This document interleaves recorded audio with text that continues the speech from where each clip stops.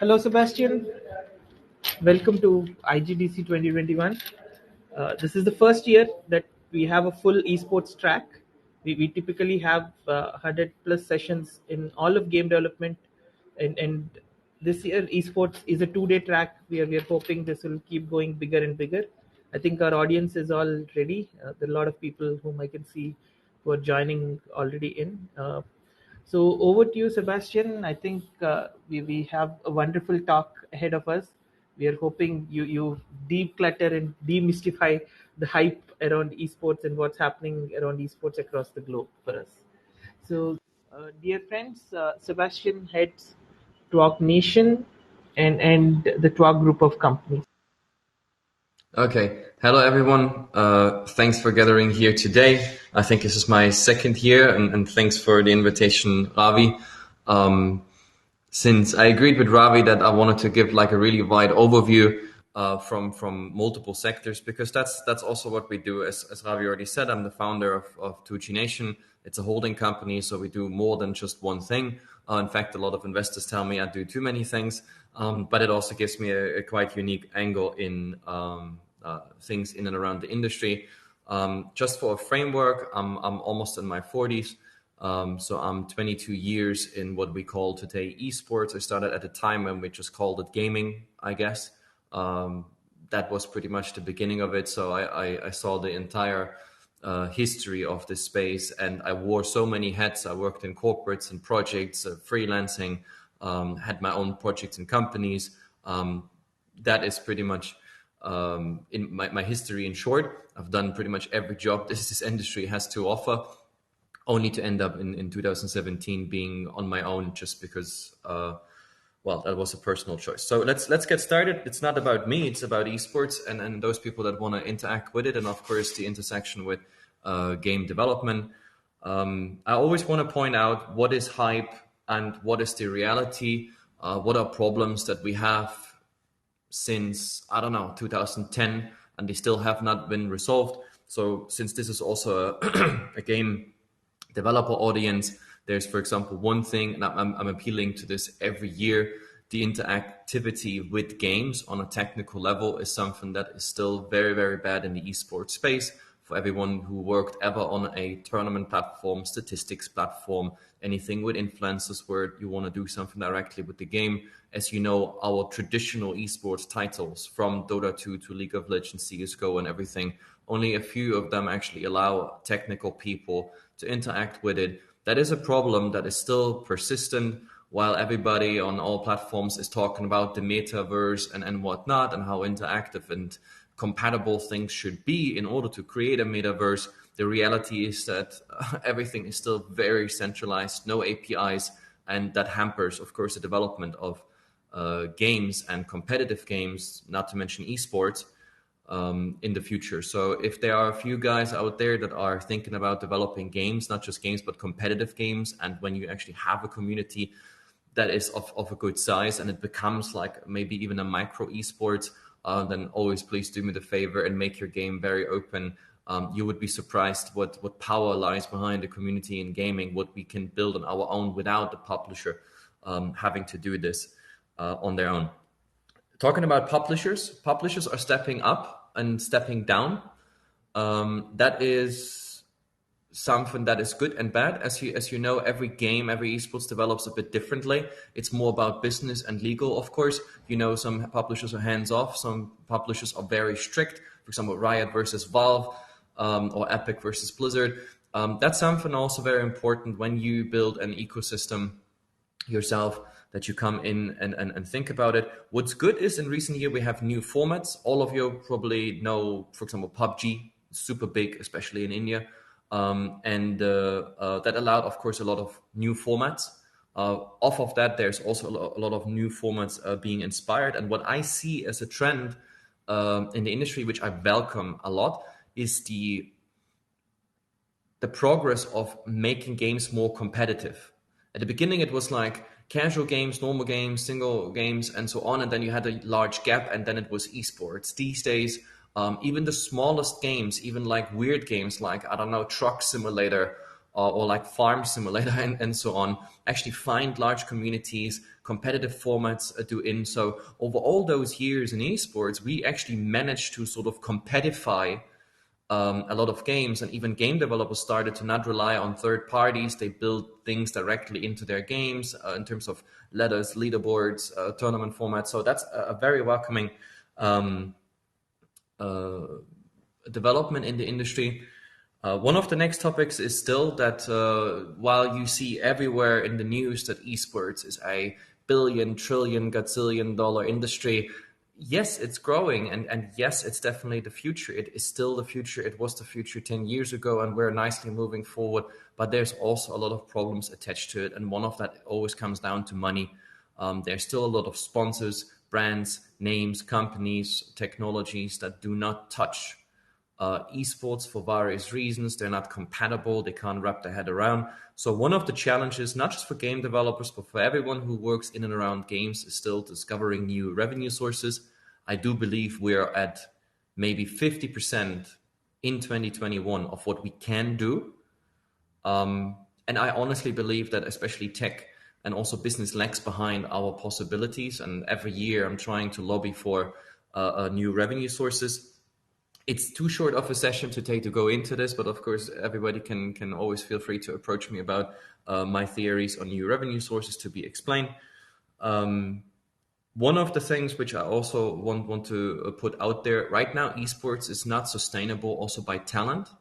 Our speed of growth versus the speed of how we educate talent in the space is not holding up. We're growing much faster than we get the new generation in.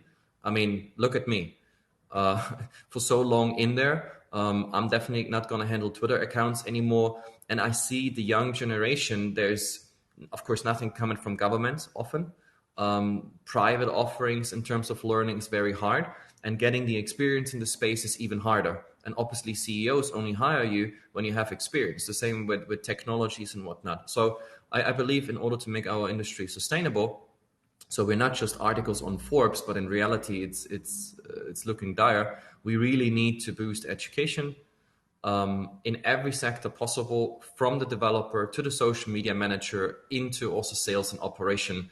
There are a few positions that I know from friend CEOs and of course myself that I have open for up to 2 years, and we just don't find people. So there's no better time to go into the industry, and the only thing you really need to do is like get that piece of experience. And career-wise, it's still a very wide open industry as well as for cross-industry entry.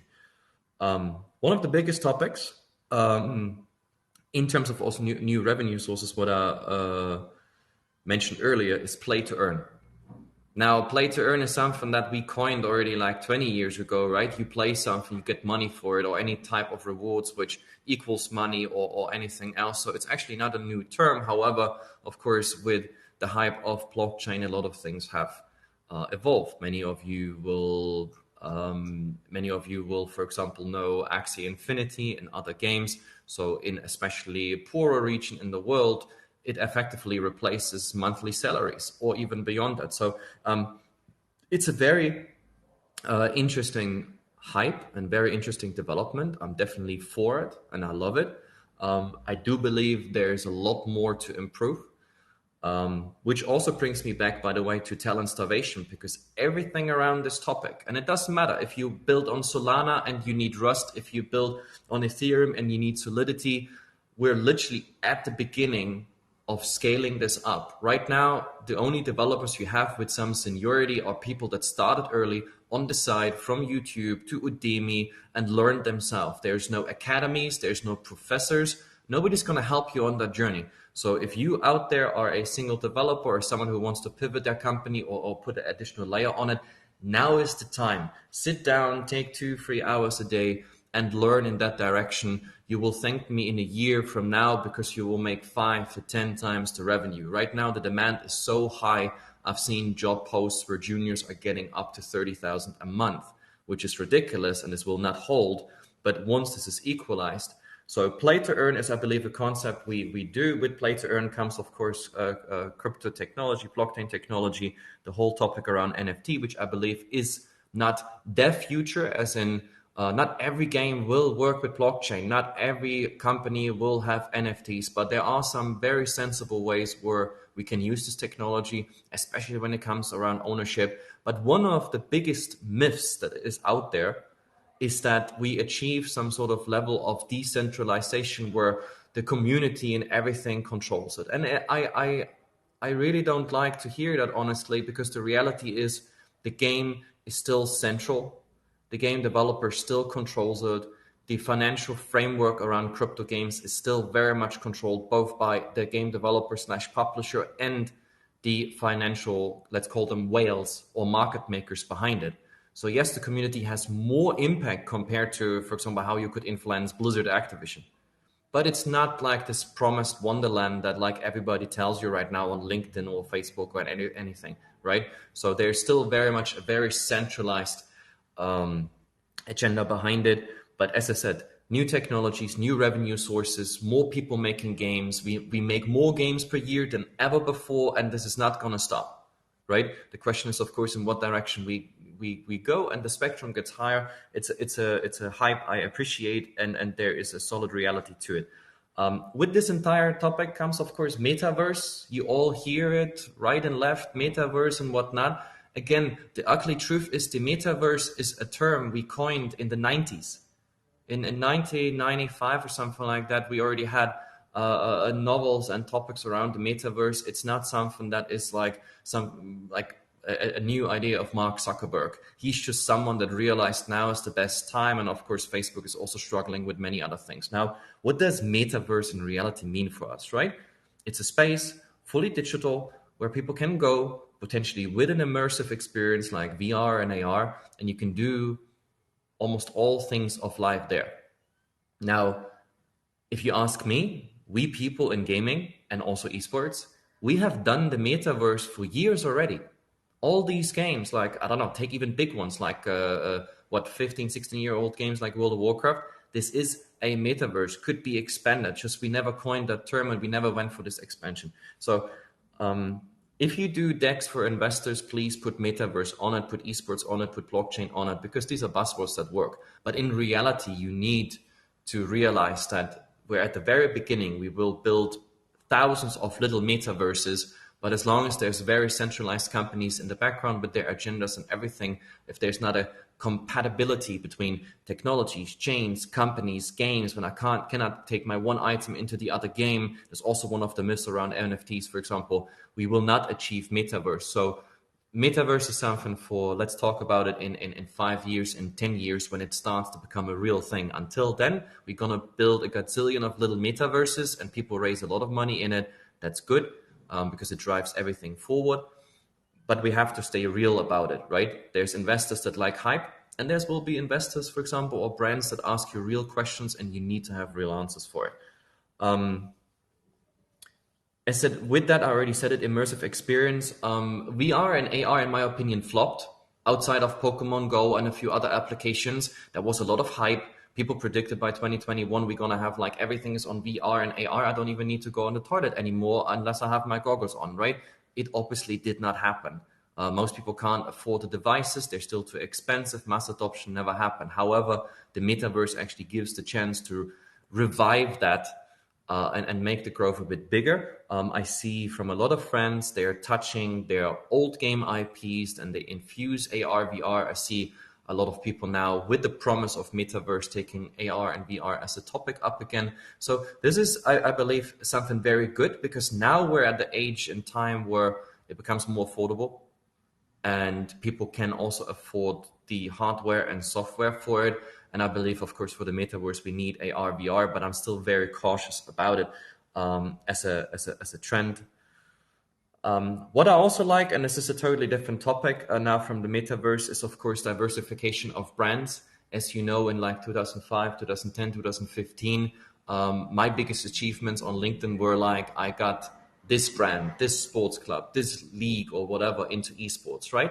And I have a lot of sort of world first achievements, if real life achievements, if you want, right?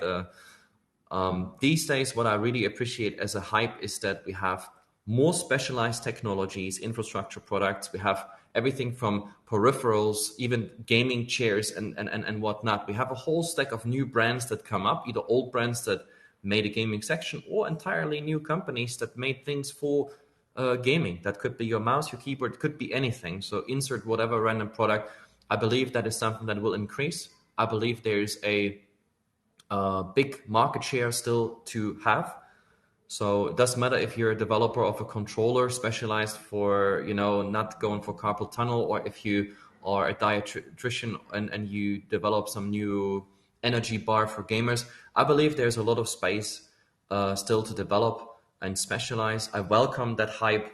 Of course, the reality is it's very slow in growth, and a lot of teams look rich and look big on paper because they raise so much money. But in reality, they're also just sitting on a ticking time bomb. Their actual cash flow, their actual revenues do not match certain valuations. That goes for games. You see people raising 500 million right now on play to earn games. Way too much money. It's unrealistic. They will never deliver on that. But still, somewhere in between is the truth. And that's what I also mean with brands. I noticed that now people already know what is esports. I don't have to explain them over 12 months what is esports before they make any move. And I'm pretty sure in game development, we have the same philosophy. You don't have to explain people anymore what is gaming. In fact, they come now to you because they need to gamify their old product. A product that will not be playful or gamified is not a product that will survive 2025. Even your banking app, all of that will be gamified. Stock options, like investment apps, dating apps, it does not matter. So keep one thing in mind, all of you that are listening right now. If you're in esports, if you're in gaming, even if you're just in a neighboring industry, what you're learning right now, what you're doing right now, albeit that your product is primary for gaming and esports, the skills you're learning, how to build communities, how to build infrastructure, how to make things playful, how to optimize UI, UX, and everything. It is a skill you can start tomorrow at the big bank and tell them how to gamify things. It's very important people realize that it could be an entry, it could be an exit of the industry. It's merging the industry. And of course, for me, it's a precursor for metaverse, because if everything is gamified, if applications become games themselves, why I do actually real things like, for example, investing or buying or sending whatever transactions, that is the future. And you're the future by learning it over all those years. Last but not least, we're almost at the end of it. I still believe infrastructure projects are very interesting right now, and we all have to have an eye on it.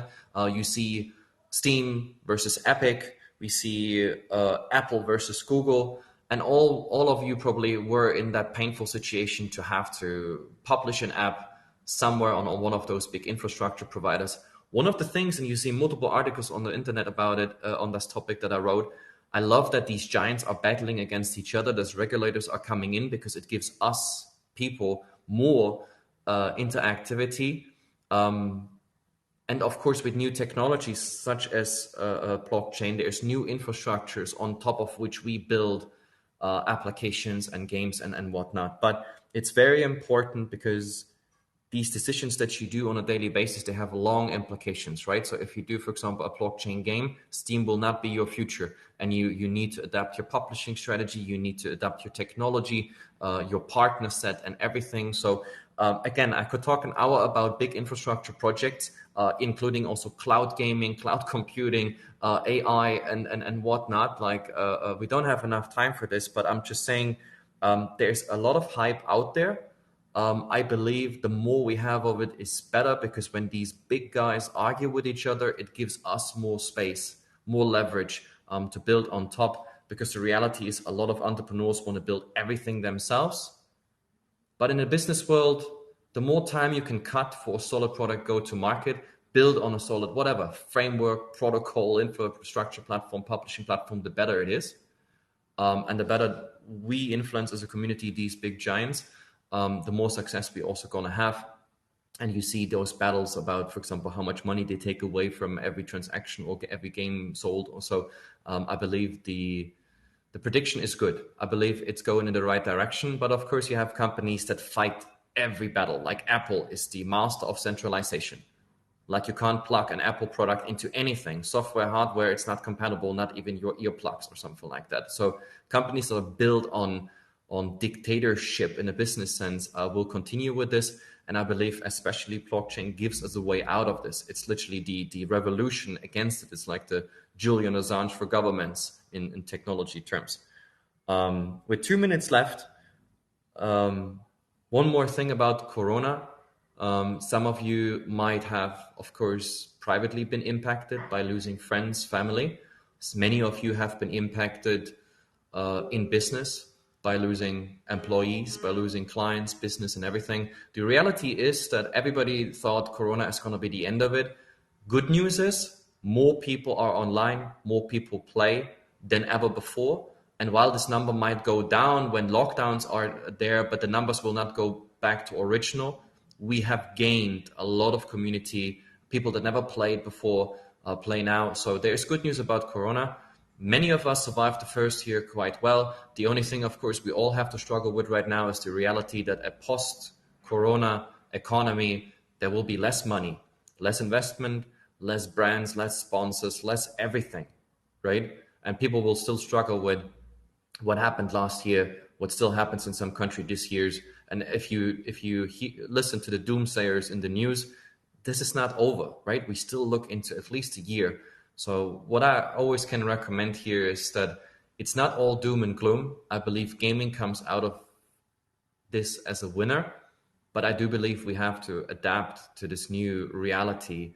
As I said, some of the ways out is play to earn and blockchain, because that is very, very independent also from economical situation. While Google, Facebook, and Amazon will not spend money in India or in Philippines or Malaysia or Bangladesh, blockchain doesn't care about that. So that's actually one of the reasons I like it so much, because it is independent. It does not discriminate based on your gender, race, country, or where you're coming from. Really, it does not matter. That's the good thing. However, it's not, as the crypto guys say, it's not the end of all solutions. There is a few other realities to it. With that, I'm at my end. I glimpsed through it. Perfect. Sebastian, there are a bunch of questions. Yeah. So we'll definitely extend the session now. The first one is from Imperial Skill. I'm sure that's a gaming nick. He's saying now action games are highly played. So what happens to genres and what happens to more intelligent strategic games and so on? Just your thoughts. It might be a India only phenomenon, but just curious. Yeah, I mean that's a good thing. Every country, every region is different, right? In terms of what games they like, you can go through I don't know the Google charts or something like that, and you will see massive differences between the scenes. Of course, that is also a bit of a momentum-driven thing. What is famous today might not be famous tomorrow, depending on how many influencers and communities jump on it. That's my first comment. The second thing, yeah, I do believe a shift in genre is inevitable. What I just said at the end of the session, for example, about Corona, right? That we have a lot more casual people, for example, joining the gaming community. You have to understand that someone who has not played video games for 10 years or so, he will not start with Dota 2, which is like the chess of esports, right? Which is super complex and everything. So a lot of action games and RPGs and everything, they're an easy entry. That doesn't go to say that in a few years they would like to have something more mentally challenging. But it also, of course, depends on many other things. As you know, Ravi, for example, in India, you guys have a lot of movement around, for example, banning Chinese games. China itself cracks down on gaming. So it's not just about what the community loves or how good the games are. It's also political and regulatory effects. And if you mix this all into one soup, I believe somewhere in between is the answer of the truth. Correct. Yeah, that is what I can say about it. Absolutely. You have to see and you have to read the trends, especially if you're developing the games. And the more complex your game is, the longer it takes to develop. So you have to have a feeling for what is cool and hip, what has a market niche, where 3 years or whatever you need to develop a really sophisticated game. Got it. So the next one is esports a wise career? I think you gave an answer that if nothing, it will help you become better skilled, upskill yourself in various things, right? But in general, in India, luckily it is. We have a couple of panels where we show that there are more than 2,000, 3,000 jobs in India in esports. But globally, is esports being considered a career now, a good career option, or is it too early? Absolutely, esports is there. The hype is real. That's something where for once I agree with the hype. It is definitely something you should look into. Now there's multiple ways in it, right? You can have your normal whatever education and job, and you can cross over into esports. There's a lot of things in operations, for example, that we need, or also in technical skills where we don't care if you did in the past year something in esports or gaming, because your skills are important, we can cross it over. Of course, there are a few things, knowledge and experience and everything from the esports industry, not to mention attitude and passion, that you can't replace. That's something you can learn in this space. What we struggle with in esports is giving that entry, like in many industries, right? People are having job descriptions out there that ask for 10 years experience in an industry that's 2 years old, right? That's a problem about recruitment. But we have the same problem in esports. So what I can always, as I said, suggest people start early. While you study, don't tell me you study 24/7, right? You're not studying medicine or something like that. That's super high complex, right? Start on the side, have own projects, get experience, volunteer. That helps, right? Many people don't care about your degrees or some other skills. They care really about the experience that gets you in a job. And one thing, I just recently had a podcast with Hitmarker, and there I also said it. You have to also understand in what region you are. If you're a global citizen like me, like I have a German passport, but I haven't been in the country for like 20 years. I lived everywhere in the world, right? But if you're sort of stuck in your region because you have a house and family and whatnot, you have to understand how also companies will engage with you. If you want to work internationally, I give you an example. For example, if you're a good social media manager for a global brand, but you're in America, it's not a good choice. Because in America, for example, life costs and everything are high. I would rather go to, for example, East Europe or India. I get the same expertise, but for much lower. It's a financial decision, right? But there is certain experiences by a region. Nobody knows India as good as an Indian, right? By language, by culture, by everything that belongs to it. So if you're in a region where you're afraid that you cannot compete with someone else from another region or country, specialize where you are, or specialize in an area that nobody can take away from you. So that is, I think, the best advice I can give besides getting experience early. That lands you a job for sure. Got it. So I'm not taking all the questions because some of them were kind of answered in your session already. The next interesting question is, are there too many hackers in mobile games and esports, right? What's your thoughts around hacking in Oh gaming yeah. and esports? Many, I mean, okay, first of all, cheating, hacking of any kind of sense, just like doping also in sports, it's an absolutely no-go for me. I'm very radical on it. For me, for example, cheaters get no second chance. You know what you do before you do it. You know the harm you do. For me, cheating or hacking is a form of theft. It doesn't matter if you steal a prize pool for it or money or anything like that. So that's my first statement on it. Technologically speaking, there will always be a race. Just like with criminals always coming up with new technology, then the police is going to have other new technology. It will always be a hunt, right? Mobile gaming is something that is like very new compared to the old guard, like console and PC, right? So a lot of game developers, including the dependency on Android and dependency on iOS, they were never prepared for this. They were never prepared that games go so big, that games have a multiplayer, and that games are competitive, right? So I was advisor to multiple game studios that had sort of soon-to-be esports titles in the mobile area. And one of the biggest killers for those tournaments was that you could spoof, you could speed hack, you could do all sorts of things. So it kills the space. And we need to work hard on preventing that as much as we can. The reality, however, is there will always be someone with the newest hack, and you need to find the best fix for it.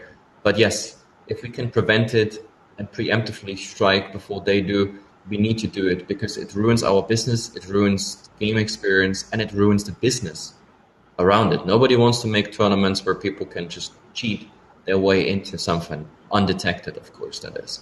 So Point yeah, taken. strike hard. Yes. So the next interesting question is on blockchain gaming.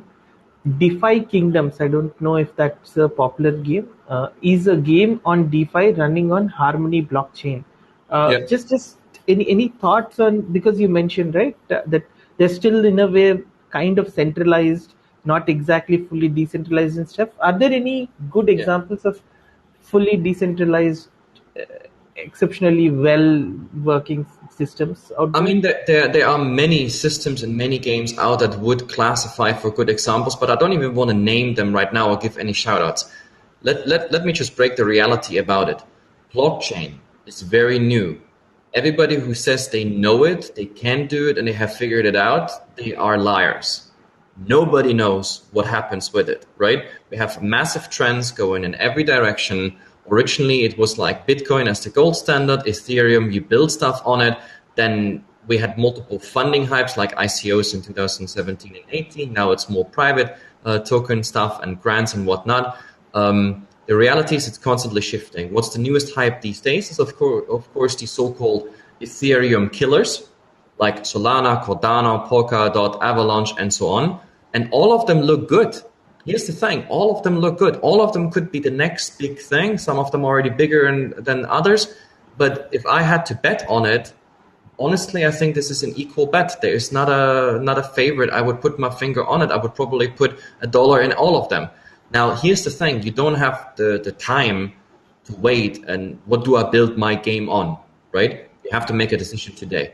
Now, obviously, what I always tell people in founders of any type, never sign exclusivity. Always keep your mind open on what you do. The reality is right now why most people go away from Ethereum, very simple. Number one, it's damn expensive. Like moving $5 costs you $5, right? And stuff like that. The gas prices are ridiculous. So people went away for it because you can't build micro universes and economies with such high prices, right? It just makes it not feasible and everything. The new chains have, or the new protocols have fixed that. However, Ethereum will fix that too. So it might go down now, but it will go up in, I don't know, Q2 2022. But which protocol you're going to build on, it's going to be a fundamental decision. Maybe you can make the decision, of course, based on grants. Many of these protocols incentivize you to build on them. So I urge people to have a good concept and a pitch and a white paper and get such grants. Because that could replace also equity and greedy investors to take good chunks of your company away before you even go to market. So with blockchain, the summary is nobody knows what's happening. Lots of cool stuff is happening, but it's a rabbit hole so deep, nobody has reached the end yet, right? So all I can say is bet on a few things, educate yourself every day, observe all the trends, and be honest. There's so many scammers and so many rug pullers. Rug pull means, you build something, investors come in, and then you just take everything out. Be better than that. Build something solid. Build small first, and then go big. I think in the future holds also a lot of cross-chain interaction. So you deciding to have a game today on Avalanche does not mean in the future you cannot work then with something on Solana or Cardano or Ethereum. Learn. That's the reality right now about blockchain. Nobody knows. There's no experts whatsoever. Perfect, Sebastian. I think there are a few more interesting questions, but I think we should probably pause here. Guys, Sebastian is one of the most followed people on LinkedIn. In fact, I get a lot of my own updates of the globe from him. I think I can see a couple of interesting titles. There is a monthly investment recap, there is monthly drama alerts, and so on. So he gives a fantastic update for all of us who follow him. Please do follow him on LinkedIn. And Sebastian, thank you for that wonderful session. I think you've covered at a broad level all of these. To the audience, the next session is about the life of a professional gamer in esports with some fantastic pro gamers in India out there. Please do join that. Thanks again, Sebastian. Wonderful hosting you. Thank you, guys. I hope you learned something. And as I said, get in touch if you have more questions. I have limited time, but as I said, it's all about learning in this space. All of us have to learn, and that's how we get into the next, metaverse, whatever. Thank you. Thank you, Sebastian. Have a great day. Bye.